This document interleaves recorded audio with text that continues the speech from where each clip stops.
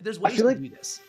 I know, and I feel like it's crazy because you talk to one of two different types of people. You talk to the type of people that run their business in that way, or you talk to someone who's completely on the opposite side of that. Right. And to me, there's a no-brain winner. Like to me, people look at stuff like that and like, is it a waste of time? What's the ROI on it? They start calculating it, and it's like, man, this like intrinsic value of humanizing and creating that community. Like you can't put a dollar on that. You can't put a dollar on that. Yeah, It's Impact. The action of one object coming forcibly into contact with another. A way to create and influence real change. But what if there was a way to create a global impact through your business? Impact so great that your legacy lives on through the ages. To help you on your gifted path, your next set of remarkable masters are waiting. A man on a mission to create a waste-free future and save the planet. And a startup trailblazer who is now paving the way for Black and minority founders, who will all help you answer the question, how do I create a business ready to create an impact?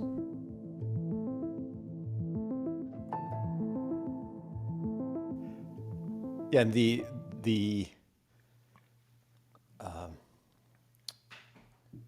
lens I like to look through for how we do these recordings is imagine the three of us were out for dinner. And part of what I hope is that and I'm always inviting 2 or 3 guests at a time to make it more of a conversation, the kind of conversation we would have at dinner. So it's not a typical interview where I'm asking you questions and you have your riffs already and talking about your stuff. It's more like, let's hang out. And it's my favorite way to do this, and it makes it way more engaging. And I'm often trying to bring people together who don't know each other, and I'm assuming you both don't yet know each other. Nope. nope. Don't So let's think get so. to know each other. Yeah. No. So Matt meet Mark, and Mark meet Matt. Pleasure. Great to meet you. The theme I'll start with, and why I love you both already, is that you've built businesses that are based on mission and impact, and not just someone who dreams of, hey, I want to help some people. It's no, let's actually help millions of people. And you've both been through the process of building something big and selling it with an exit at different times. And I want to jump into what True Local is for Mark, and Pela and Lomi for Matt. So Matt, why don't we start with you in terms of, let's start today with what you have in the works, what you're working on, what the business does, and then later on today, we'll do some origin story stuff as well. Okay. Yeah. So, I mean, our main focus right now is this thing called Lomi, and then like, I guess, future iterations of this thing called Lomi, which, as you know, Geo is it's interesting technology. It basically takes food waste and turns into dirt while you sleep or while you do something else. So, I describe us, I'm very focused on sort of like making products that look like diet pills and are appealing like diet pills, but are actually vitamins. So like they have max convenience and function for people now, but behind the scenes and without them knowing, they're actually doing something good for the world. I love that philosophy so much. And how did Lomi come to life? Lomi's part of Pela? Yeah. Pela's Pela's the company. Lomi's a product. Lomi was sort of the crazy idea was, can you do what Tesla did? So they took like a gas station and put it in your house in the form of that like home charger, right? So it's like, could you do that, but with a landfill, and then do it in like a far more effective way, right? So that was the big idea, was like, can you minify something that people don't really think about, right? Which is like garbage and waste. And typically, I'm obsessed with waste. I think it's like it's the best category to innovate in. It's like a $2.6 trillion industry that nobody knows about. Unless you're in the mafia, then you know about it. But like the whole thinking here was, this is a part of life that people don't know they don't like. And that has like huge impact in the world if done improperly. Right. So Lomi was less like kicking around this idea of like, what if we turned garbage into something that was like, take it from a chore and turn it into something that was more enjoyable and fun and rewarding. Right. So like it added convenience to the life now, but then you do it in a proper way. Like everybody knows recycling is kind of bullshit. So let's just not do that. Yeah. That was the idea. And I said before we started recording, I'm making dirt in my kitchen right now with your advice. Yeah, it's pretty cool. It's like it fits into your life in a nice way, right? Like everybody has these rhythms around mealtime. And what I also didn't realize when we started working on this was that like the average American spends more time cleaning up than they do eating dinner. Right. Like cleaning up after dinner. Then like so like that this like sacred family ritual is like 7 minutes long. And then, like the pre and post, which the family is not involved in, typically one person is. Maybe you're lucky and everybody contributes, but there's like these rhythms and these habits that garbage kind of fits into. And it's like the marketer in me is, I'm constantly telling my team, like, the thing we have to remember is that people have Stockholm syndrome when it comes to garbage. Like they don't even know that they've been held hostage by it their whole lives. So that was the whole thing, the idea behind Lomi. Man, I'll never forget when I finished university and got like our first, like, moved into a house for the first time. Yeah. And realized that in Milton they do garbage once every 2 weeks. That's Yeah. when you realize how much waste you produce with two people in a house. Just two people. That's the like going to Gio's house. Yeah, Right? we have 5 here. Like, yeah, like like go up by 2.5 times, and it is like we actually, like where I live here in the Okanagan, for some odd reason, this part of British Columbia, we do not have food waste pickup. Right, so our organics go into our garbage. We have yard waste pickup and stuff like that, but like that particular waste stream, which is probably one of the worst when it comes to impact on climate, right? Because food, like organic waste going to landfill, makes methane. Methane is like lighter fluid on an already bad fire. So it's like we don't, like, CO2 is the bad fire, but CO2 in general, let's just like bucket that. And then methane is like lighter fluid on the bad fire. So if you could stop the methane production thing, like you could slow it down, you actually buy us a lot of time for combating the rest of it. So it kills me when I see places that don't deal with food waste at all. But that's changing. Like the entire state of California has mandated that food waste must be diverted from landfill in the next 2 years. And the way, like, California is coming for the rest of the U.S. Like that kind of legislation. There's hundreds of pieces of legislation all over the United States, all kind of going in the same direction, right? So it's good. It's like it's a really nice area for people to make progress on something that a lot of people have no idea how to actually help with. Like it's just garbage, like like what you said, Mark. Like you saw how much, and you touch it and you see it every 2 weeks. Like it's tactile, it smells. If you ask somebody like, how do you feel about carbon? They're gonna be like, what the fuck is that? like, explain it to me.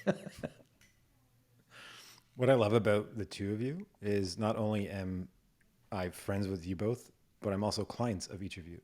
And Matt, the only food that doesn't go in my Lomi, because we finish it all, comes from Mark. So Mark, can you share what True Local is?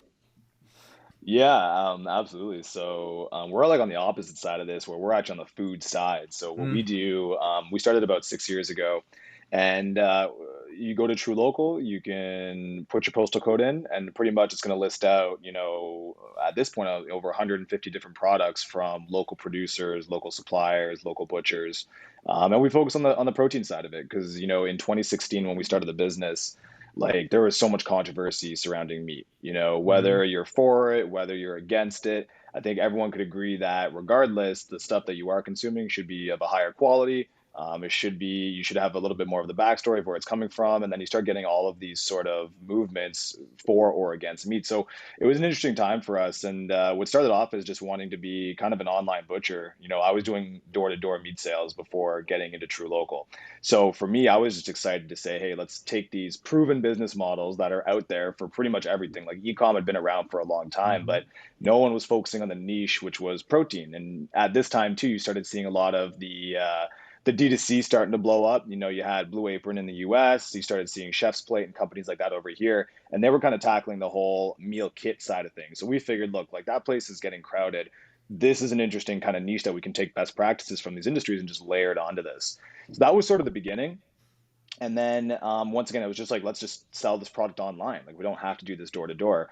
And then it sort of evolved a little bit into when we started seeing more research coming in and started having actually, those first 100 diehard customers. What they cared about most was the local aspect and the story, right? So they wanted to know, again, as much information as possible about where it was coming from. So really, it started getting a little bit more about connecting you to the source. And then True Local sort of it was most certainly wasn't a pivot. It was just more of like a reframing of what our mission was, and it really became we wanted to start connecting people to local producers and their local suppliers to get them the product. And then most recently, especially during the pandemic, our mission's changed a little bit. In our sure like the deliverable and what we offer is you can go online and get the stuff delivered conveniently to your house. But now we're really trying to push it where we want to develop Canada's regional supply chains. And what I mean by that is that if you look at it like national supply chains, they're convenient and they are decent for costs, but they're actually really fragile. And you realize that when you go through the pandemic and you see that, a lot of these plants were shutting down, and people were like, oh my God, there's meat shortages. And the joke was there's actually no meat shortages whatsoever. We had processing issues. So our philosophy is that instead of having, a few centralized massive distribution or processing facilities or even just sources in general, why wouldn't we have a lot of smaller local Mm-hmm. producers and suppliers and processors? And we're just trying to set the infrastructure up for that. And once again, the biggest part of it is how do we bring enough demand so that it's worthwhile for them to open up locally. And during the pandemic, we actually weren't affected by supply shortages, at least not in a fraction of what was happening in the stores. So it's kind of been this sort of, hey, I don't like doing door-to-door meat sales anymore. Let's make this more convenient by using existing business models. And then the vision and sort of the mission, once we started getting our customers in and we saw who was supporting the business and what they were supporting it for, it started, evolving into this sort of bigger mission and cause. It's wild to me is how many people don't realize. Uh, so what you just hit on, which is super interesting, and we think about this quite a bit, is how much of our food, the entire food supply chain, like how we grow it, everything has to do with how long it takes to get it from producer to customer, right? So like we have a nutrient density issue in food broadly, mostly because we're trying to cram like whole foods. So I would lump like if you think like meat, like just cow, okay? So like local sourced whatever beef or a strawberry. We take those things and try to jam it into a supply chain that was designed for fucking Doritos. Yeah. Yeah, Like, absolutely. and so like think like the trucking, boating, all of it, processing. We just took like processed food and said, well, can we do this for lettuce and strawberries and tomatoes? And then where we are today is now we're looking at it saying like, well, our meat is just jammed full of shit that nobody wants to eat. Our strawberries and our tomatoes, when they show up, they're tasteless. Their nutrient density is half of what it should be because they were picked when they were like not even close to ripe. Dude, the problem you're To, solving is actually a massive one broadly, right? Which is like shortening the supply window, like from source to customer, from source to Well, to plate. your point on that, like to your point on that too, and this is something that we deal with all the time, right? Is that to your point of taking, strawberries and putting it in the Dorito supply chain, it's this kind of demand that everybody wants to eat meat all the time and they want it to be cheaper and cheaper and cheaper. Like meat Sure. wasn't supposed to be cheap. Like meat was supposed to be this indulgence. And people always think that, because we run a meat company, we're the advocates for eat more meat. Like eat as much as you want, eat as little as you want, but the meat that Yeah. you are eating should be better quality. Like that's kind of always been our sentiment on it.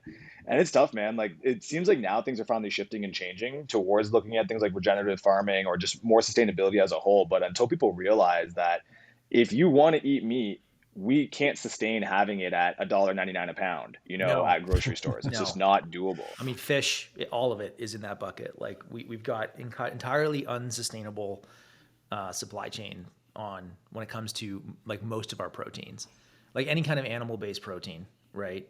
It's like wildly unsustainable in Fish isn't not just in the animals, it's in like everything else, right? mhm. Like, Fish is an interesting one. So we, for the longest time, have been the biggest advocates of wild caught fish, and we'll try to, focus with mhm. everything being MSC certified or ocean wise. And you realize that there are organizations that are making it better. Like it's like, hey, listen, you can't just go out there and completely decimate a population, Yeah, but still, like just wild caught in general, that sentiment is starting to shift a little bit. So we were very against farmed back in the day because once again, you've got a lot of messed up practices, yeah, lots of disease. But now with the technology has changed quite a bit, that actually farmed fish is making a big roaring comeback in the fight against sustainability. yeah. So we're actually, and we just got into this now, and it was a huge shift for us. We've been hearing it for about 2 years. A lot of our people that we'll work with for our seafood. So obviously out in BC, and then we Hmm. use some guys in Kitchener that deal with more centralized or more central Canada. And they're like, hey man, listen, like you'd be surprised at what's coming down the pipe on the farm side of things. We've been really impressed Yep. seeing it. It actually is positive, and people are starting to kind of turn around. You know how it is, right? The technology comes out, or the process gets innovated, but then the sentiment from people is still very ingrained on what's been happening for the past 5 years or so. So it's like, Yeah. no farmed, we want wild caught. And it's like, yeah, that served a purpose and it made sense, but things do evolve, and there's a reason now to kind of take a look at this, especially if you're on the sustainability kick. Yeah. Yeah. The consumer sentiment, it's a tricky one. Like sustainability in consumer is super difficult to navigate. I was the first outside investor in Pela like 5.5, 6 years ago. And like, I've been like in this world now of like, do people, like the question I keep asking is like, do people actually care about, like, do they really care about climate sustainability? And kind of like, and the marketer in me is like, I don't think so. I think they do, but I think they do secondary to what Yeah, themselves, not primary. right? Well, I And think that's where we have to lean in. Yeah, I think there's a couple things. Of course, there are some people who are diehard and Oh, they really really do. authentically believe Yeah. it, and they speak with their wallets, right? Because that's the Yep. number one thing. But then you've got the virtue signaling side of it, which is kind of where we're at in the world right now, right? Yeah. Where it's you want to scream from the rooftops that you support this great, worthy cause. But then Hmm. when it comes down to actually, do you sacrifice a few things, whether that be, spending a Hmm. little bit extra, whether it be consuming a little bit less, whether it be making a trip further out to support someone locally, then it's like, well, I don't support it Yeah. that much. Yeah. I think So I'm with that you on that. I'm sacrifice with word, you. the sacrifice word is something that we spend so much time, every piece of copy we write, all of our creative, the underlying theory for everything we do as a business is, if you want people to care about something greater than themselves. So like when it comes to climate, environment, whatever, right? We have to stop asking people to sacrifice. So the line I came up with for my team is like, you cannot build momentum by stopping, Mhm. right? Like that's Don't not you how think it though? works. Don't you think on the flip side that like I always look at it where it's like the issue that we have kind of as a society is that we want everything, but we don't want to sacrifice for it. As a business, of course, like it would be Love amazing to comfort and offer. convenience. Yeah, it would be amazing to offer the best thing that's the best for whatever sort of, focus. Maybe it's sustainability, maybe it's for health. Yeah. Have it be super, super affordable and it causes no waste and it's good for everybody. But like, I don't know, is that sort of like a utopia that, the world wasn't meant to be like? There's always got to be a bit of a give and a take. I think that we're wired. We're not wired for delayed gratification. We're not wired for like for discomfort. Like we want convenience, we want comfort, we want instant gratification, right? Like that's just like we're wired that way right now. And I think that as time goes on, we continue to like actually lean into that as a species. Mm. Well, Matt, So the last I time think you that and what I you're saying is chatted, great. Matt, the What's last that, time you Gio? and I chatted, you went deeper into the positioning of a diet pill but make it a vitamin, which I think is actually the solution to all of this. It Where is. I believe so. Yeah. you create the demand. It's almost like selfish demand, and I don't mean that in a negative way, but selfish demand of the experience in the product or the service, and the byproduct is impact. Yes. That's connected, and if it's connected to what impact the consumer cares about, that's like a win-win-win-win-win. Totally. Yeah. Look, I can give you I'll back out from where we're at right now. So I think we've got about 70 some thousand Lomis out in homes right now. Right. And one of the most common things we hear from people is after about 3 or 4 weeks, right, we'll have like people reach out and say, I now feel guilty if I don't put my food in Lomi. Changing habit.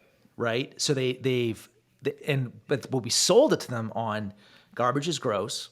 You can do better. Like we sell it on this is just like, you're going to find that this makes your life better. Like that's the diet pill aspect. It's like you have a pain. This pain is that you don't like garbage. You especially don't like organic waste.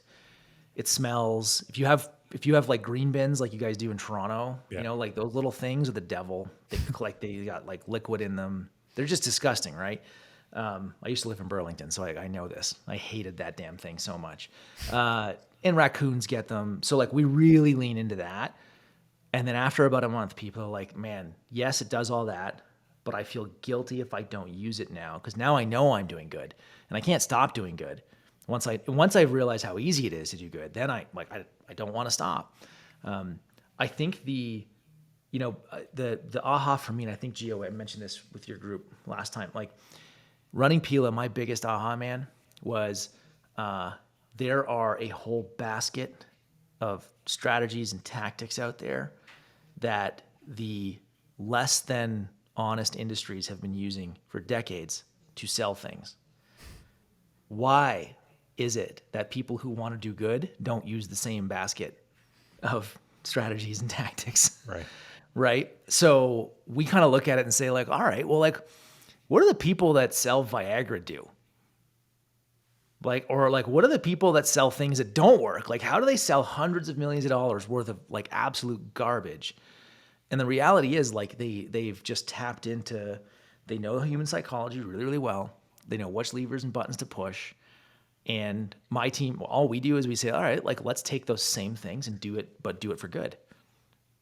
Like, if we know this is how people work, why are we fighting it? Like, if we know that people are going to always choose themselves first and then a greater cause, why aren't you leaning into that?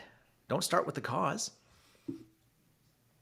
And you mentioned your marketing. I love everything you guys do. And especially because every time I log into some kind of social media, I'm seeing your face. Yeah, I know. I'm friggin' everywhere. But the component of it, and maybe to describe it if someone hasn't seen it, is it's very humanized. It's Yeah, almost man. as if you posted on your Facebook account a video that just happens to be an ad for your company. Yeah. Yeah. I think most brands would, man, if I could ever show anybody one thing, it's like, if you make a product or have a service, the more that you can humanize it, like, so that the person buying it equates it with like another life form, the better. Right. So like, even like the way that we named Lomi, right? I asked my team, I'm like, well, we didn't have a name for the product. So originally this thing internally was called Project Beethoven for years. And it was called Project Beethoven because remember the movie, Gio, with the dog, Yep. the Beethoven dog that just ate everything? That Right. was why we called it Project Beethoven. And we're like, well, we can't call it that. Like, we're going to get sued. So we ultimately asked for a name. I'm like, if everybody remembers the movie Wall-E, like, I like cartoons. So when that's a Pixar, I think it was a Pixar movie. That little robot captured the hearts of of America, like of the world. Like, that little robot was cute. Kids loved it. Moms loved watching their kids love it. So I went to my team. I'm like, name this thing something that when a 6 or 7-year-old says it, that a mom can't help but go, aw. Name it in a way that like it's a dog, right? That you feed it to whatever. And that's ultimately where Lomi came from, was like, and then we take it a step further. Like, we've now designed like cartoon characters around Lomi, and we're really trying to get the product to a place where like it's a member of the family, right? And that our brand and our service and everything is about like, are we in your home, and are we a member of your family? iRobot, the guys that make the Roomba, they do this well. Like, when you buy a Roomba, they give you the option to name it. So like in the app, it's like, what do you want to call your Roomba? So like inevitably, if you have kids, you know what you do? You ask the kids, hey, we got this new little thing. What do you guys want to call it? And the kids like, and the minute you do that, they got you.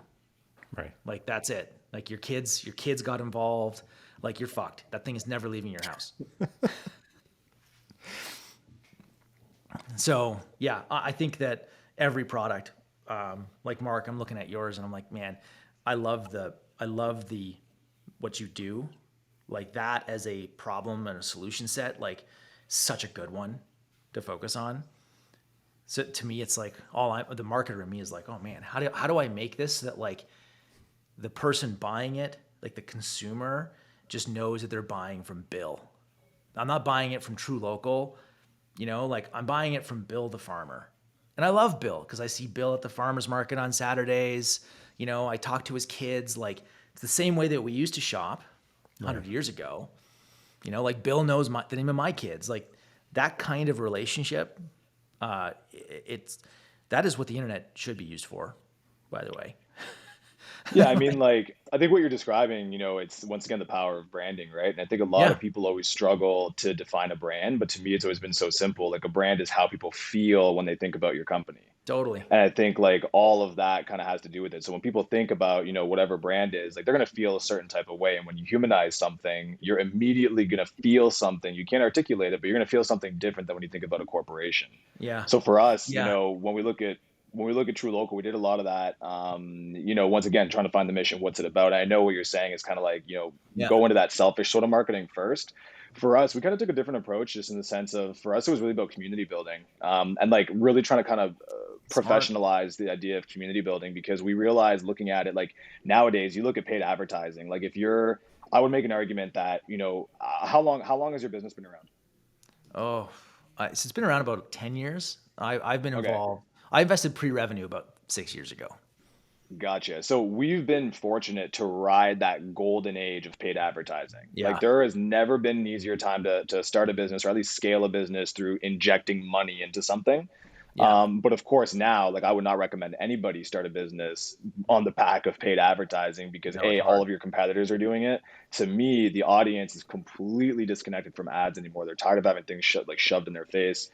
Cost for impressions are through the roof. So it's funny because in the early days, what made us, I like to think at least, what made us special was that we had a really good relationship with all of our customers in the early days, when it was like me and my co-founder Greg going and like doing the booths and going and Hmm. trying to do gym pop-ups. And we realized that those customers are still with us today. And we realized this about a couple years into it. So we started realizing, okay, let's scale our digital advertising.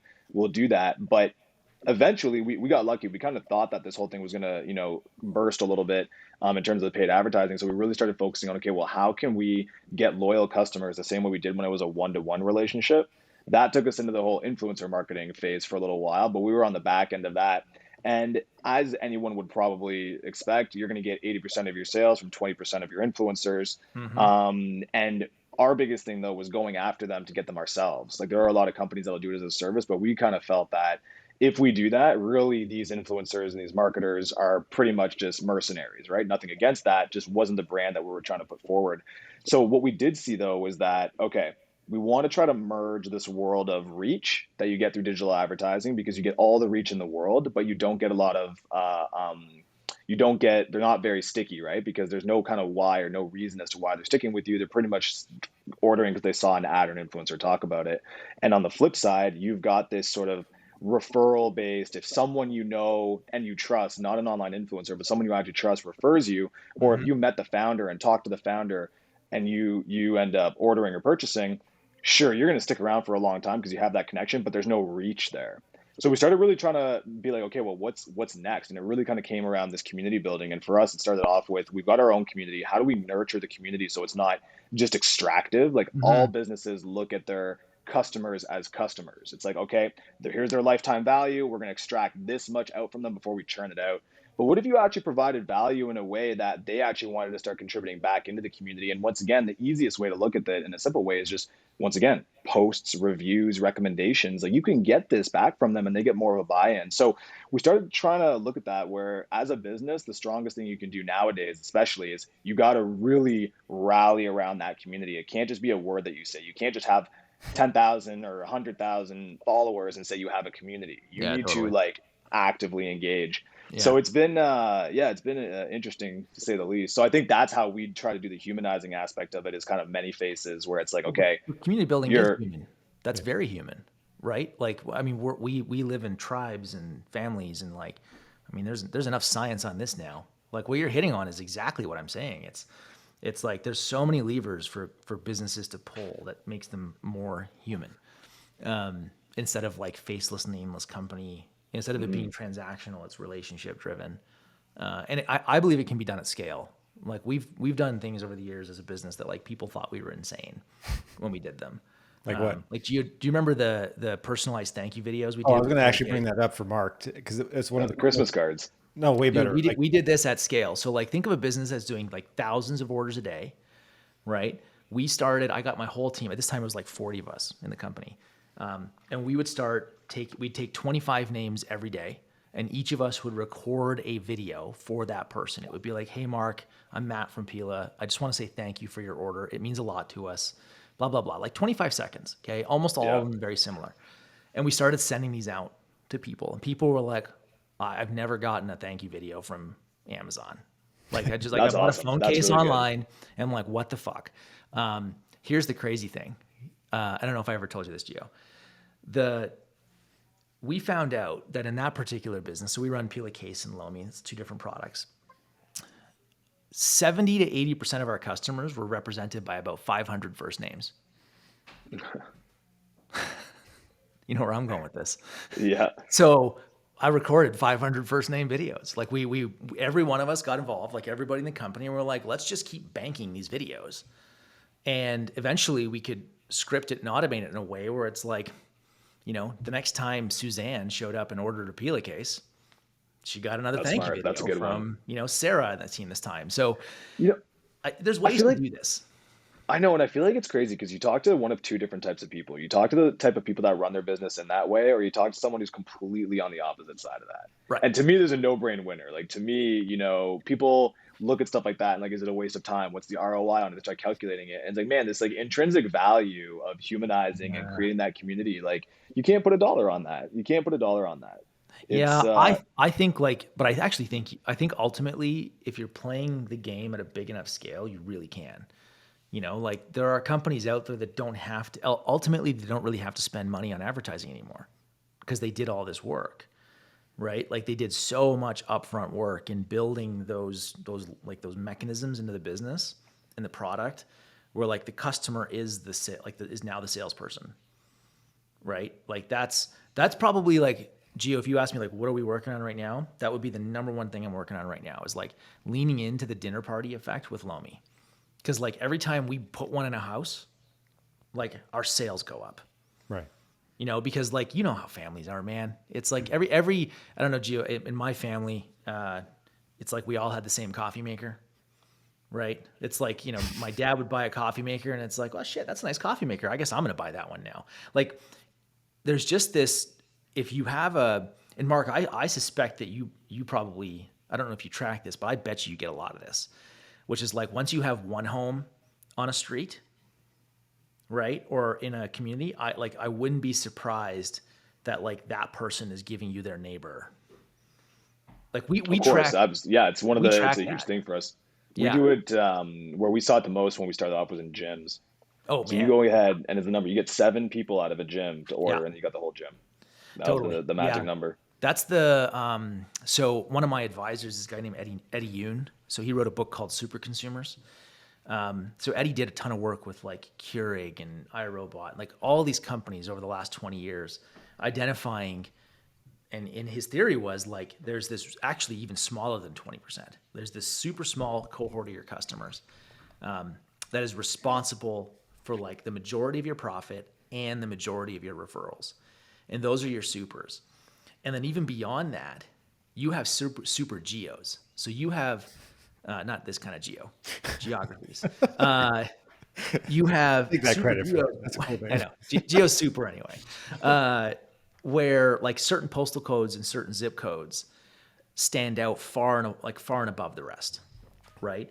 So like one of the things we do now is we actually monitor our growth rate at a zip and postal code level. And what we look for is if I'm not spending any more energy there, marketing, advertising, whatever, but the growth rate is growing, is going up, and it's faster than its other zip codes, right, or other postals, you probably have word of mouth there and you don't even know it. And it usually like it starts with what you did, Mark, which is like it was like you somehow got into like a gym, a Facebook group, like the mom group for that neighborhood. Like you got something, whether you did it deliberately or you didn't, but you tipped over a certain percentage of penetration in that little pocket, right? And then it's the perception that everybody does it. Mm-hmm. That's why you got 7 in the gym and the whole gym did it. It's like, well, shit, the other guy does it. Right. It must be good, And both of you. Well, I was gonna say there's no power like word of mouth, right? And my interest, like that's the most important thing, right? And I think my interest has been like all of those things like fascinate me so much, but to me it's kind of like once again, how do you take it to that next step? That's where I get excited about Web3, right? And we look at it in Oh that yeah, sense. man. Like if you want to look at the tools to create a professional, self-sustaining, value-added community, Web3 is where it's at. And we kind of are Yeah. starting to explore a little bit of that to see, okay, to your exact point, like we know we've got a community out there. We see the growth. We can see in certain areas where people are doing word of mouth. Well, how do you incentivize? So obviously those areas are doing great, but how can we make it so there's mutual buy-in from some of our other community members to be doing the same thing? And I think Hmm. previous to this, we didn't really have the tools to do that other than once again doing those sort of surprise and delights. So whether it's doing videos, whether it's we did Christmas cards. So our thing, Yeah. and by the way, the video is like that's touche. We did the Christmas cards. So every year we would get the team together, no matter what. And when we first started, we had maybe a couple hundred customers. So we thought that was like, oh my god, like we got carpal tunnel. But try 10,000, and then we've got, let's say, 40 people trying to put them out. That was an interesting thing, but we always felt good about it, right? It was always something that Yeah. made total sense, and whether there was no return on it or not, it was fostering that sense of community. So Totally. those were always kind of the little things that we were doing to try to get that effect that you're talking about. To get all you need is one OPL, so opinion leader in one neighborhood in one area to start doing what you're describing, which is you get this ridiculous word of mouth. I'm just fascinated with the tools that are out now to help that and also incentivize that. Well, dude, like I think like yeah, I mean the whole Web3 blockchain, all this stuff is like it's fascinating, and there's like, there's polarizing opinions here, and it's insane. But I think what interests me, like what you hit on, like around shared ownership and buy-in, that's really really really cool. What I'd actually like as a consumer, the thing that I'm always looking for is more transparency and auditability, right? So it's like, how do I really know where that came from, who touched it, like the trust level of that entity or that person. That's where I think some of this new tech could actually like really blow open the world and like use the internet to like recreate trust. Like as a society, we have major trust issues in Western democracy right now, and like anything to me that can because of the level of transparency, like if you were to build something on chain in a public way, right? Somebody else can audit that. Like like they can log in and actually see like, oh yeah, like what Mark says is true, like that guy Corey, he was actually the farmer, and like it went from him to this person, and like this, and like look at all the people that rate that guy. Those are real people because it's not like some weird fucking anonymous internet thing. Like there's so much transparency that can be born out of this tech stack. And I don't think that that's a bad thing. I think that that's a net positive. Like in addition to, shared ownership, all that kind of stuff. Yeah, I think we look at that a lot. Like we were looking at blockchain and looking Mhm. at how, like for supply chain, right? Like a lot of Yep. people are taking blockchain and being like, okay, we can go ahead and take supply chain, Yep. transpose that, use it over to blockchain and have more traceability. The issue that we have is there's still too much of a human element. Oh, So it's sure, way too whatever's much. on chain, whatever's inputted on chain is going to be there. It's immutable and anybody can audit it. The problem that we have though is how do we know that that scan actually happened by the right person? So there's a lot of novelty coming out down the pipe right now with like we can use blockchain to revolutionize supply chain, but there's a lot of like layer zero, aka human elements to it that need to get fixed first.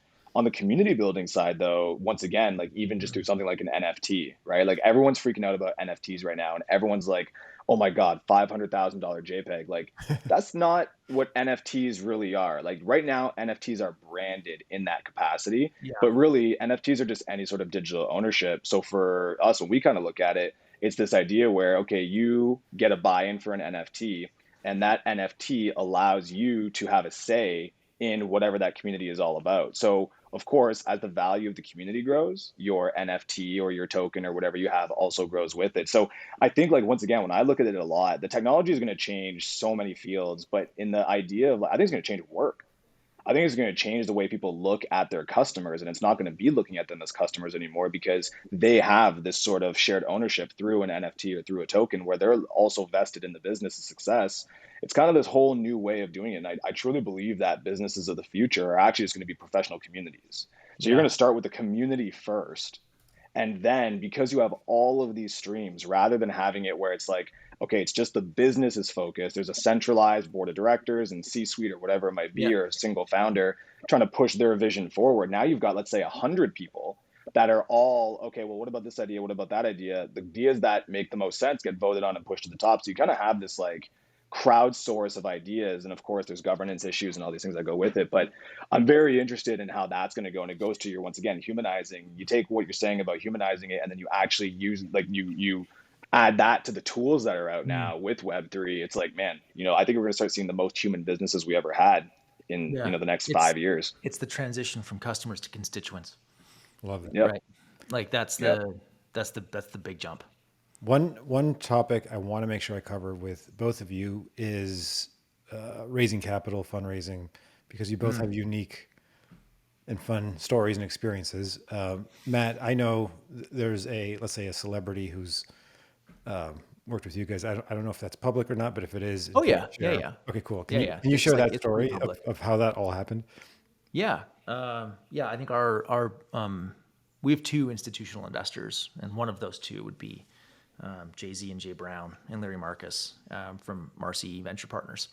So we got introduced to J&J and Larry 3 and a bit years ago through our other institutional investor. His name's Tom Kennedy. He runs Kensington Capital in Toronto.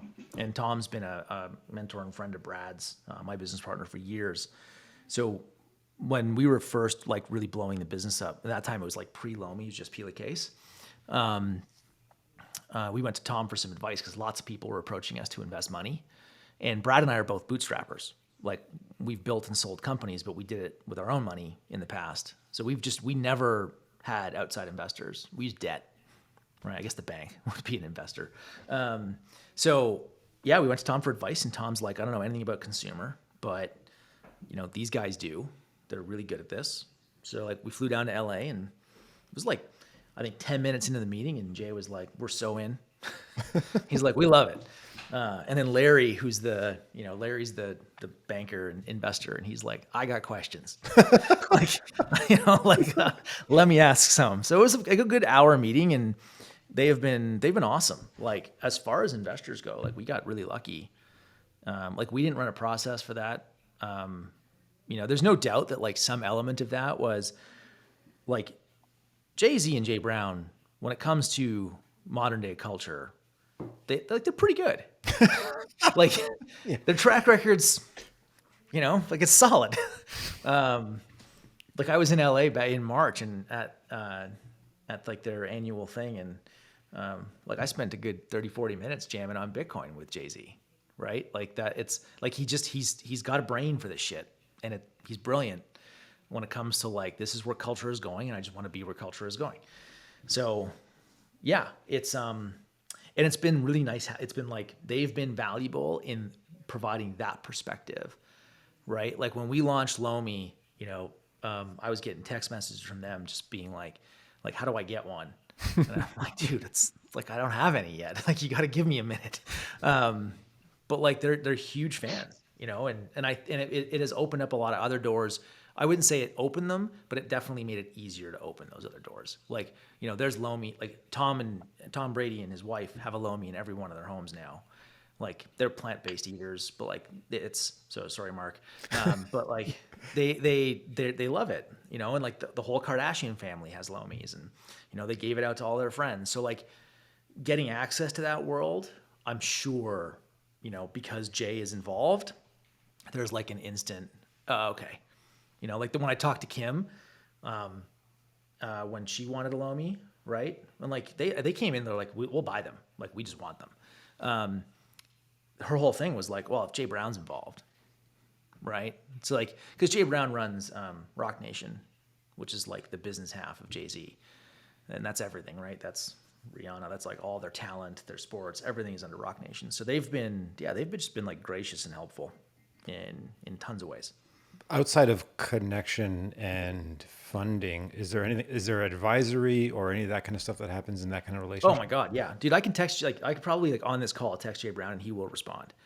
Like it's anything. Like I need advice on this. What do you think? This channel, you know, I'm thinking about partnering with another company on doing like a limited edition Lomi, right? Like, what do you think of something like that? So like any kind of, I go to them for advice on like anything that is around like large scale cultural thinking.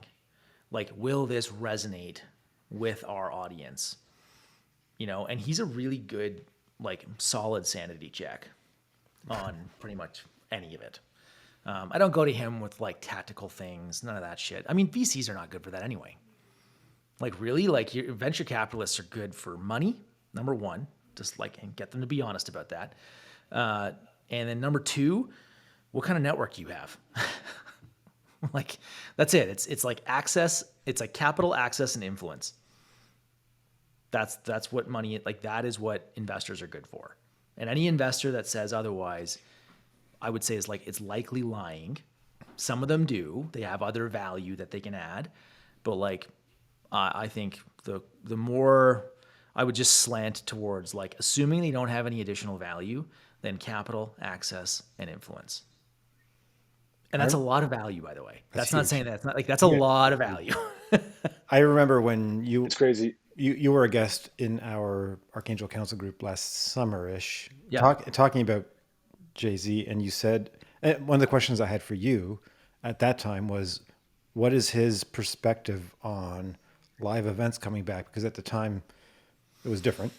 And Dude, do you I remember? remember, okay, so like I had a really in-depth conversation with Jay Brown on that in the first 2 weeks of COVID, right? I'm like, Jay, what are you doing? I'm like, this is what you guys do. Like, Right. this is your moneymaker is concerts. And he was just like super calm and collected. And he's like, look, this sucks. He's like, but when it comes back, man, he's like, it's going to be so good. He's like, it's going to be like, all we got to do is ride this out. And he's like, and I believe that it will come back and be so much bigger than what it went away at.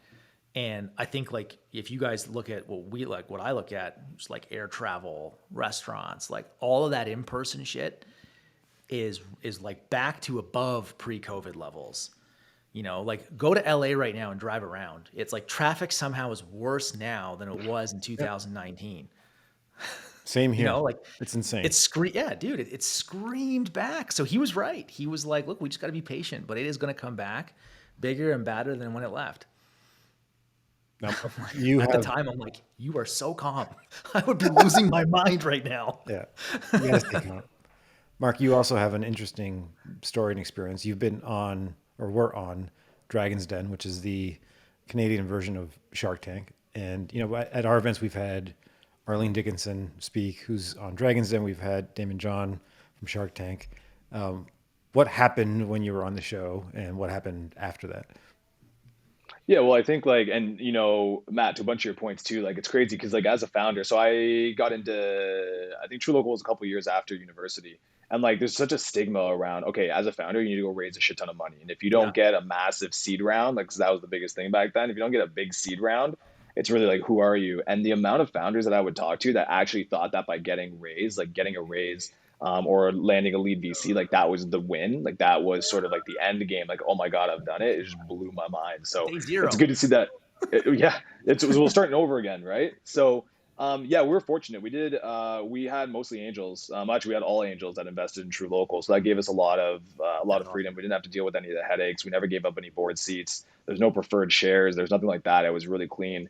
So for us, Dragon's Den, when we were doing what we were doing, there were a lot of people doing the meal kits, and that was normal. Like, okay, we understand getting food delivered to you, but people were super skeptical about having meat delivered. Like, if it's in a meal kit and it's one part of it, sure, no problem. But oh, you're gonna send me a whole box of meat? Like, people couldn't wrap their heads around that. It was weird. Like, how are you gonna keep it frozen?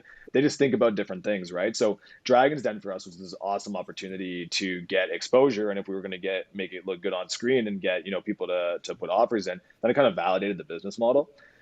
Which is pretty much what happened. It was an interesting experience. You go, you do your audition, and then they select XYZ finalists, and then you get to go pitch the Dragons. But just because you get a deal on the air, on like when you're filming, doesn't mean it's actually going to go on the air. So it's this whole kind of waiting process. And then after that, we were working with Michelle, and she's amazing. Like, she's great to work with. She's one of the actual Dragons that'll she'll roll up her sleeves and do some stuff with you. But I think one of the biggest things that a lot of founders do when they go on Dragons Den is they assume that, like, oh, I got to deal with the dragon. The dragon's going to be like sitting side by side in the trenches with me every day. Like, that's just unrealistic. Like, you Yeah. just don't understand what you're going on this show or Dragon's Den or looking for the money or looking for a dragon partner for, if that's what you believe. So Michelle is an amazing person to have in your corner. Like, just being able to use her name, just being able to have her open doors is huge. So she's been great.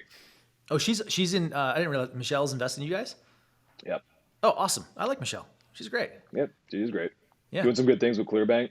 Oh yeah, man. Yeah. They're great. Super cool.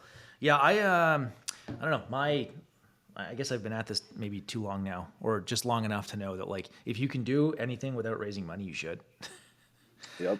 Like, you just Absolutely.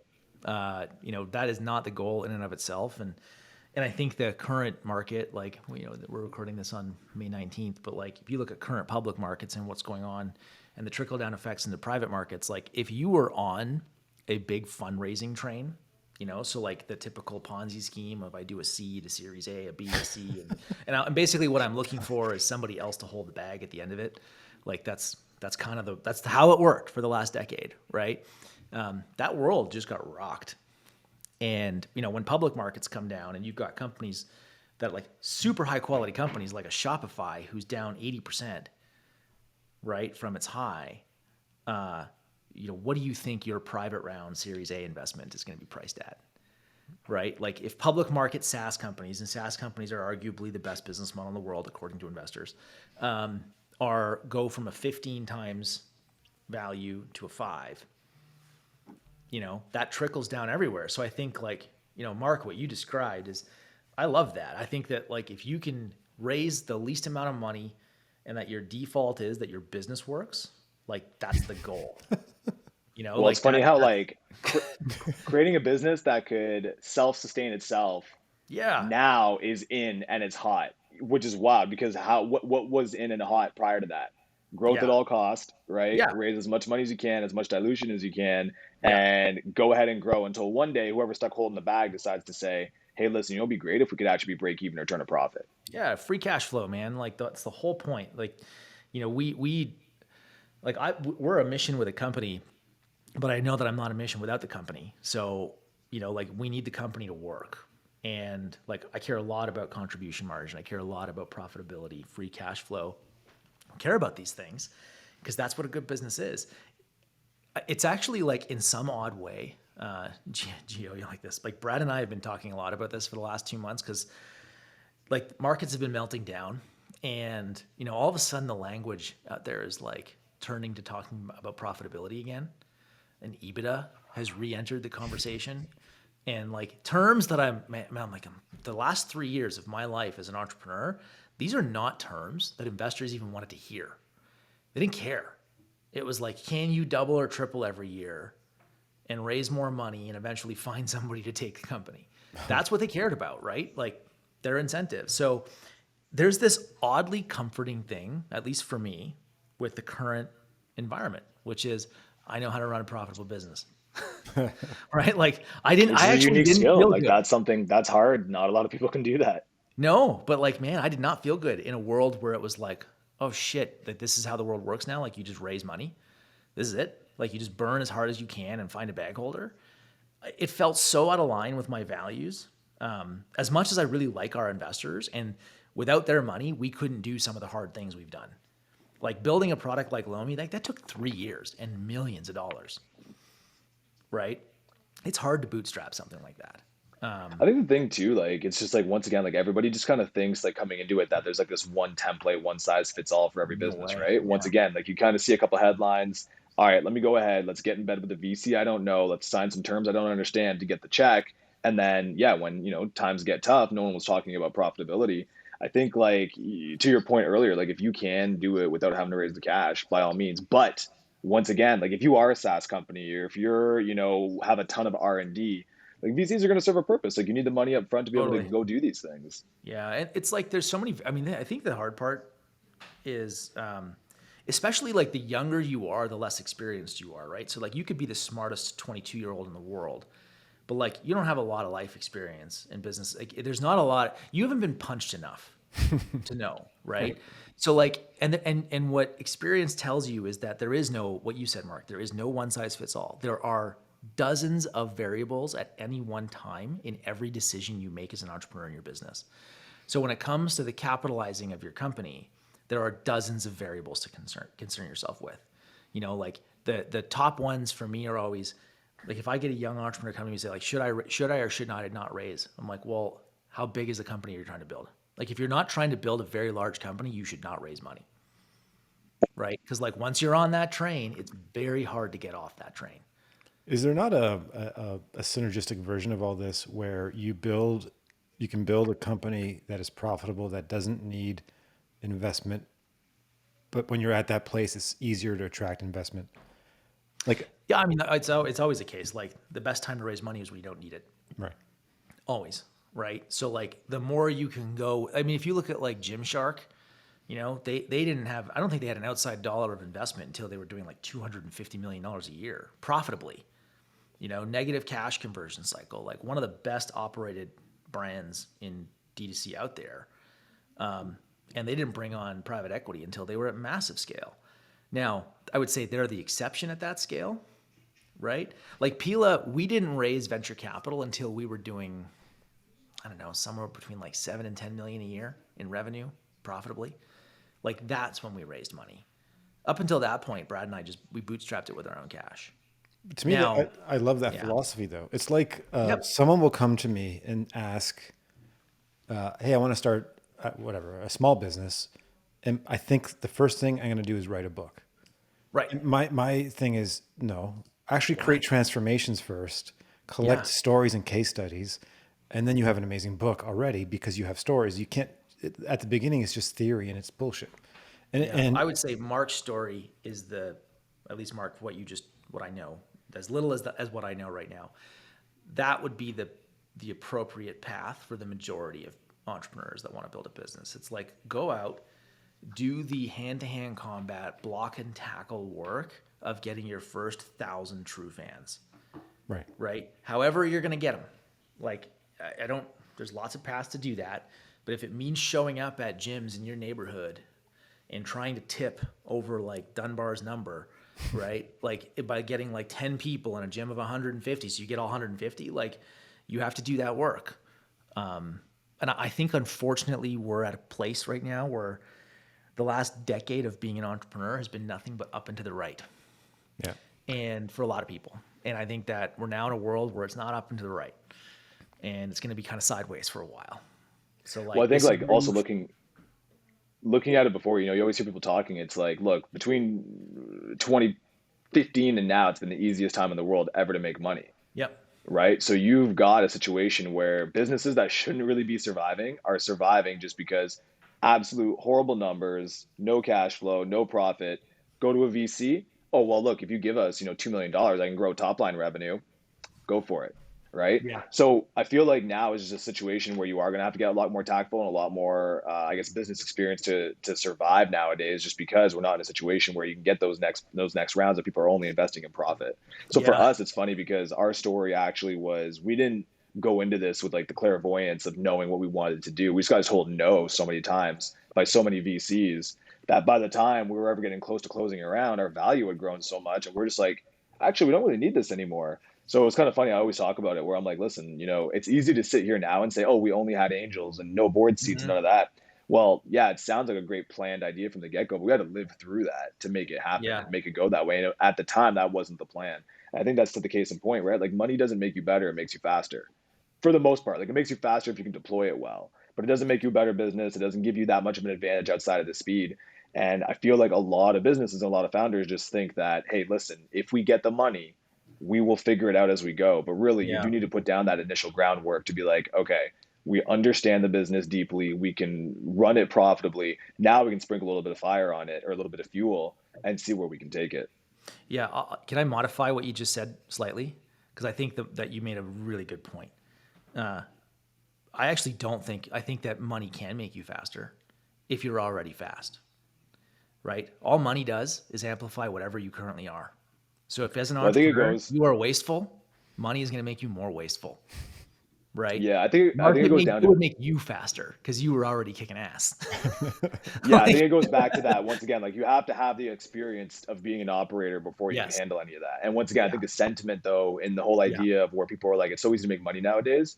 You do get, and man, kids should be going into business, and you should get young people doing it. And you don't need experience to start a business, but you do need experience to take on big lumps of cash from VCs. I think that's kind of the main takeaway.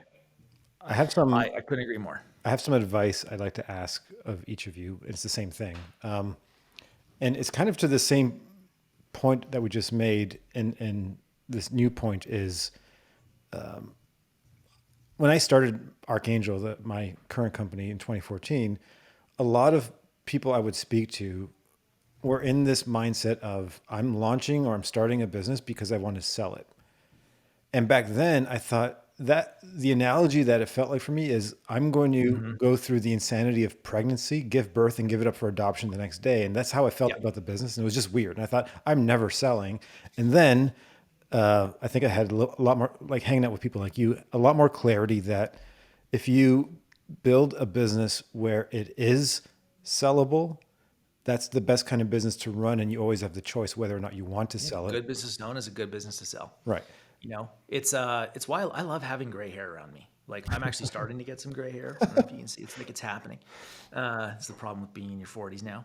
But it's like I really do. I really enjoy having like people who are in their 50s and 60s, have built multiple companies, have crashed and burned them, and like they're are they going to have like some modern playbook that you can use on a day-to-day level? No, but boy, can they give you these little one-liners and these little like tidbits from their experience that if you can just take them for what they are, right? Which is like goalposts to help you navigate whatever the situation is.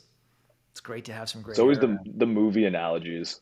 Just like Always. go through their memory of movies and just give you this one liner that relates to whatever battle or war you're going through.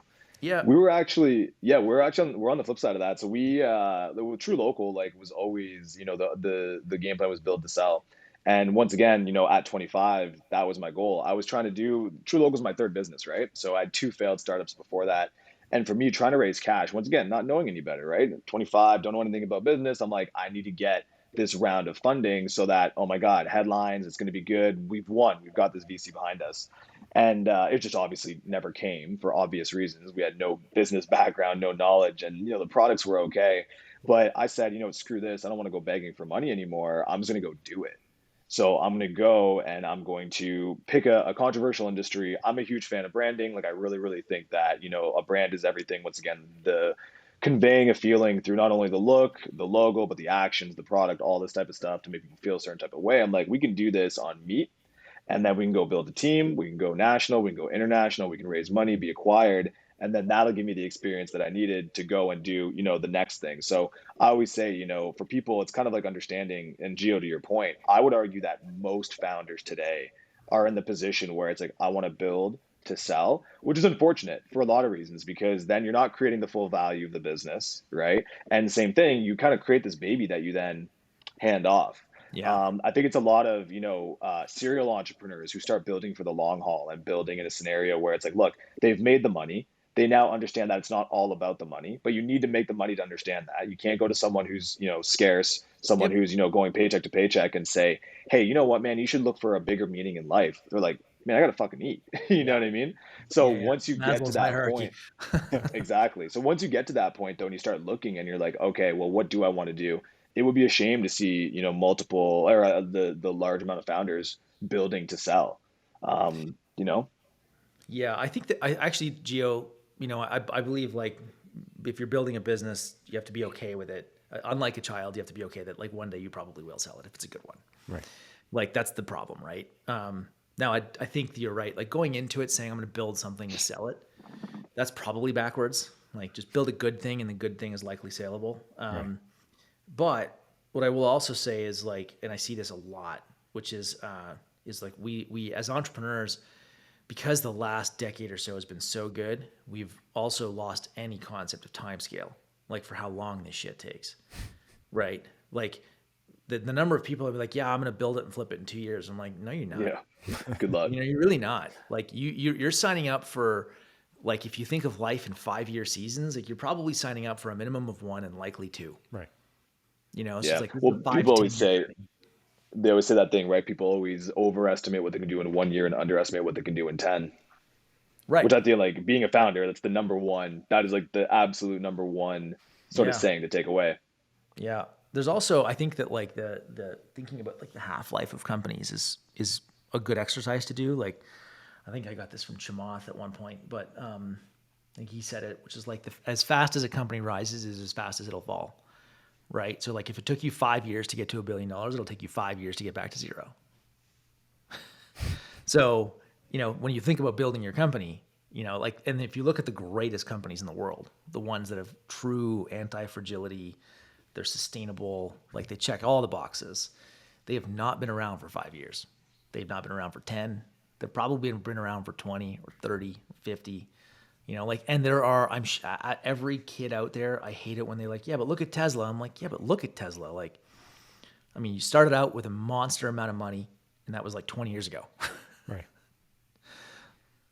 And happens to be like a world, a generationally very unique person doing it.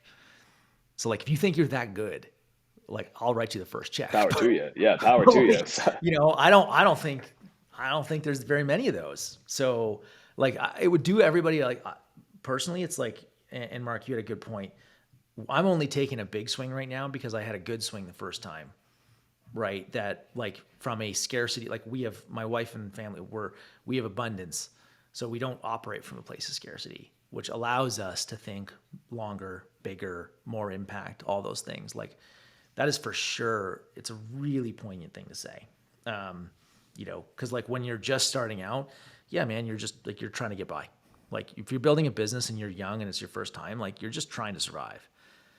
Like I remember that. Like I started my first company in my mid-20s. Right. So I get that. I think the more patience you have right now and like the more you can prepare that like what you're doing is possibly not going to be sellable. So like it might just be a good business to own. Like, Gio, Well, how many that goes back people to do we know that do EBITDA. that? How many people do I know who do that? Yeah, that have like great companies that provide for amazing lifestyles. And they're like, I'm not selling this. This is amazing. Yeah, a lot. Yeah, like I would say the majority of our network is people who own, they would be what the world would call a small business, but it provides for an amazing life. Right. And that's a hell of an achievement that sadly is not celebrated enough. And they're doing things that light them up, and it's enjoyable. Fucking right and they it feels are. like play, and they're surrounding themselves with amazing humans. That's what I've been on that path. That's what I do. Yeah. Where it's so weird. The idea of selling, it's like, why would I give this up? It's just, Yeah. Why give that up? I Yeah. love it. And we're making money. It's like, why would I Yeah. give that up? Yeah.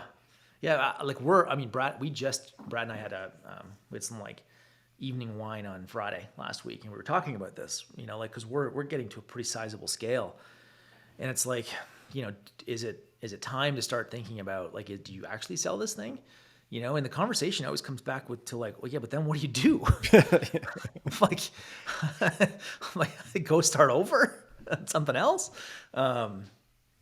that's the balance, you know, like everybody's in a rush to sell the thing they have, but like the amount of energy that went into building the thing you have, that's it. Like you want to do that. I mean, I think being an entrepreneur is like just masochistic. It's like, do you really want to do this over and over and over again? First bit, like zero, Mark, how fun is 0 to 1? 0 to 1's tough, but the thing is, 0 to 1 sucks. See, you Like didn't 0 to say 1's fun. no, well, 0 to 1's man, that's where you got to dig deep and find out who you really are. Like literally, Right. I mean that. Like that's the dark times. But the one offset though is that Fun. you do have a purpose.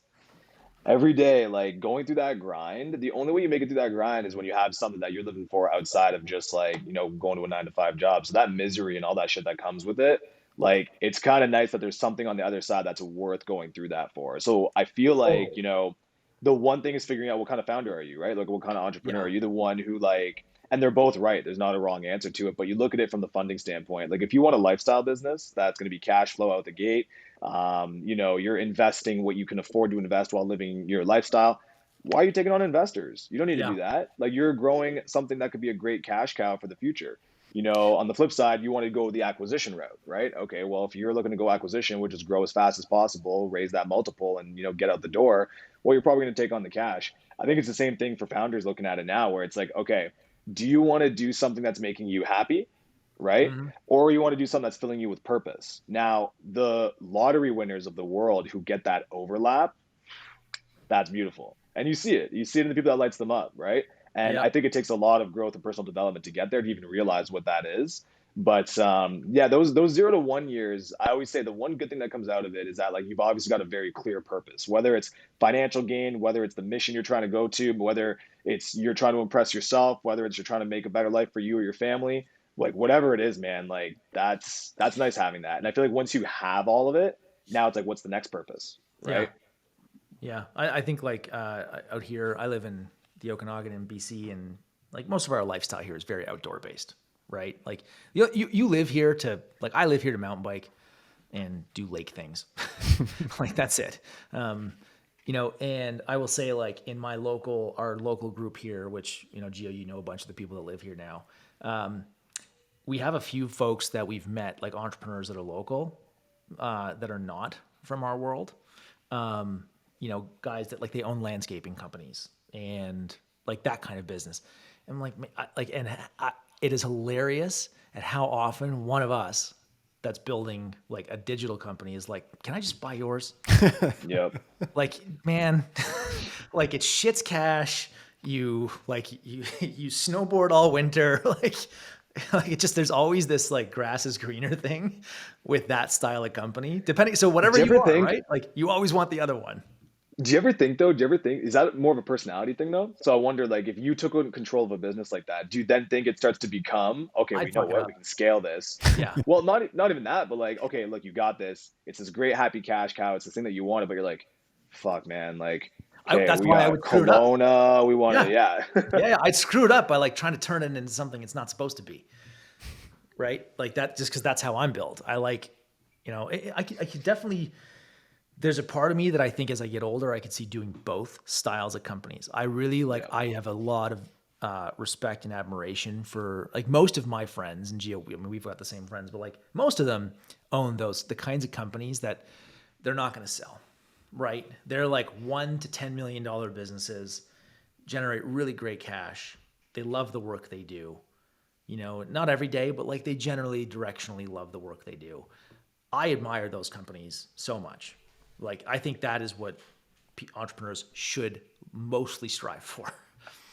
And the world needs, I would say the world needs those kinds of businesses just as much as it needs the next Tesla. Right. Like that is not a like, oh no, the world only needs people to take moonshots. I'm like, that's not true at all. Right? Those other guys, like my landscaping buddy, like that guy's really important to the local economy. Like very, very important.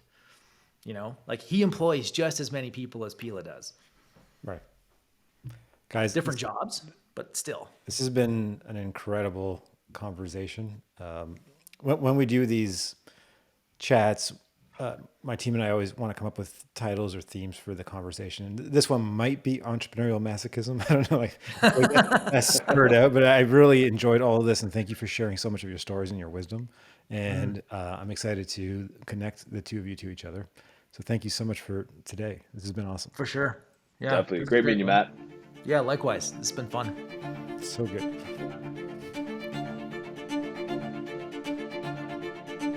With your trajectory towards impact inevitable, it's time you got what you truly deserve. You are neglecting the real value you bring to others. I'm here to tell you that you, my hero friend, are worth more. See you next time, as our next set of guides will show you how to build a multi-million-dollar dream business.